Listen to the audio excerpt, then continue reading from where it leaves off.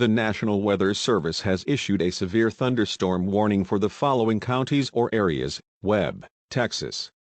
At 2:20 a.m. on April 18, 2019, effective until 3:20 a.m. Message from KRRG and the National Weather Service.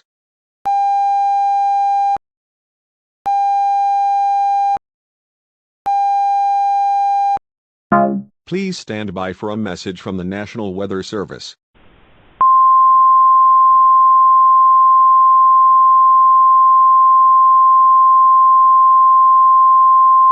The National Weather Service in Corpus Christi has issued a severe thunderstorm warning for Northeastern Webb County in south-central Texas until 3 a.m. Central Daylight Time.